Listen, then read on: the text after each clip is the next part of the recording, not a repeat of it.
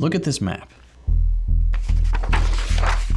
The first thing the US did after formally releasing some of its colonies and choosing not to acquire any more was to set up a global system of military bases.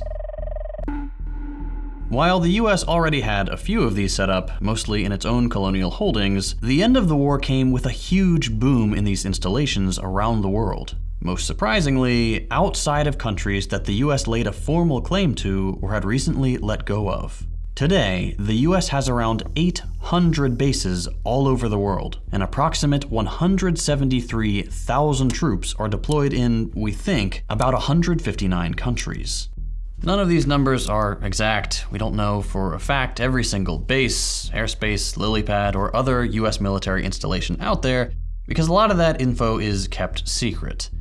According to Immerwahr's estimates, though, we can put these numbers in perspective. There are only about 30 overseas military bases not owned and operated by the US in the entire world. Britain and France have 13, Russia has 9, and a few other countries have 1. Even if our numbers are way off, that's it for the rest of the world. There's just no comparison with the 800 sites the US maintains globally. So how did this happen? See, the US didn't quite handle decolonial negotiations in total fairness or in line with its professed ideals of championing democracy around the world. Sure, it left the Philippines without much of a fight, but reconstruction came with a price.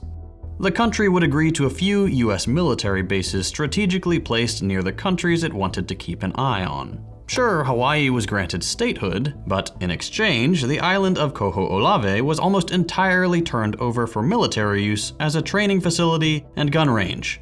Sure, citizens of Guam got more rights and citizenship after the war, but now over a quarter of the island is used for military bases today.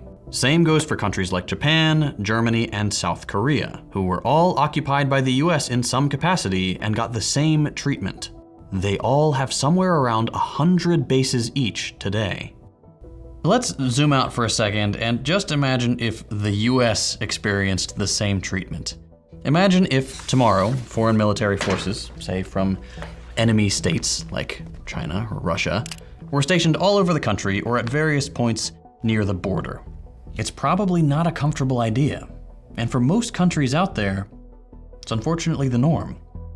And there's a point to the US having this kind of reach. These American bases all over the world serve a purpose. For countries with smaller militaries, these bases keep them surrounded. For our allies, American bases near or in their major cities keep these countries in line. These permanent sites with sometimes 100-year-long leases can serve many purposes for the US. They can easily be used either as a place to keep nuclear weapons pointed outwards, a central location for spying operations, or just a home for boots on the ground to protect nearby points of interest like oil wells in foreign nations that are supposed to be sovereign. In complete contradiction with the official messaging that says they're there to spread democracy or ensure peace, bases, unsurprisingly, often prompt the states they surround into ramping up their own military spending, increasing the threat of war in the process. In some cases, these bases simply serve as protection for the despots the US is aligned with, a permanent reminder that the US is just a step away if people start rising up against their government. Overall, these installations are there to keep these countries, basically every country on Earth with a base within or near its borders, in line with American corporate interests, preventing them from making sovereign decisions about what American politicians like to call our oil interests here in the US.